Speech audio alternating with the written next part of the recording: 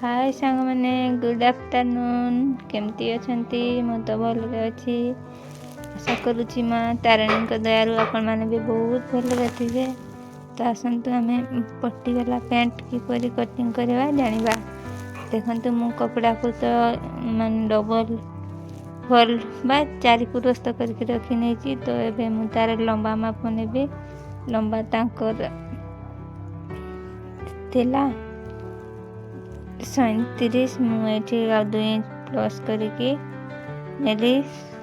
Painter लंबा जेतिकी थी आपन कटिंग करला बेले तो आउ 2 इंच कपड़ा एक्स्ट्रा नेबे कारण सिलाई रे चली जिबा। आउ जेते बेले मोहुरी बा तळ भाग पाद पोजीशन सिलाई करा जिवो तो मुड़ी की सिलाई हुए तो सेठू माइनस हो जिवो। तो सेति में जेतिकी लंबा थिबो तार अधिक लंबा नेबो। आ देखंतु मो लंबा माप नै सला परे बेल्ट पाई मो माप नेली।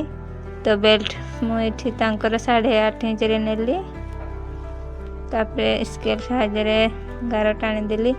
तापरे देखंतु जेहेतु माने कपड़ाटा सेई कलर ही मु चौकटा को रखी तो मार्कटा एते भलो देखा जाउनी।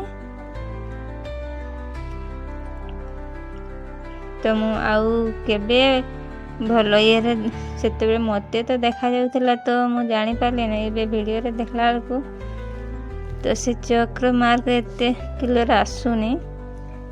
तापरे मु चोली पाई एठी मु 6.5 रे निए। तो आपण माने केते रे नियंती आउ एमती करले कोन हुए ना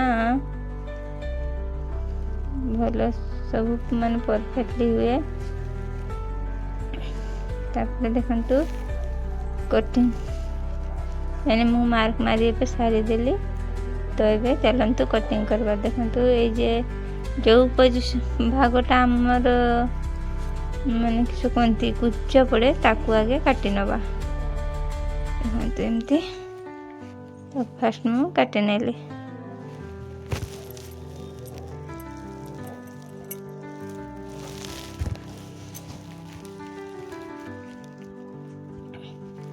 आपण माने किए केउं प्रकार पट्टीवाला स्लाम पैंट काटती कहबे टिके।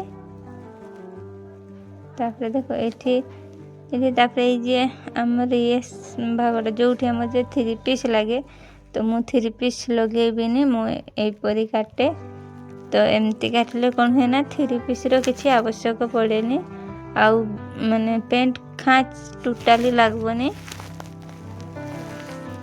तो एबे मु बेल्ट भागटा काटी नेबी। तो बेल्ट रो माप अनुसार कटा जाए जे जहाँ जेतिक भाग करे माप थिबो तो से हिसाब रे कटिंग करा जाए।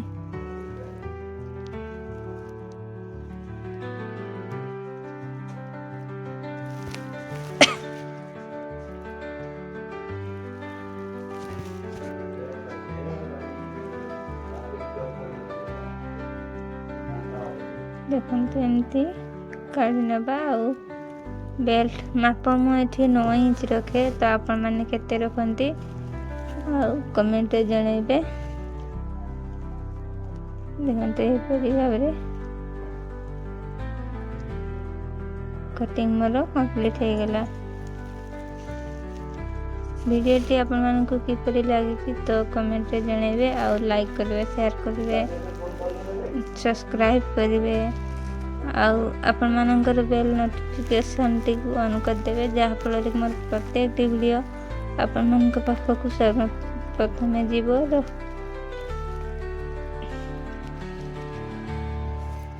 जय मां तारिणी बाय बाय।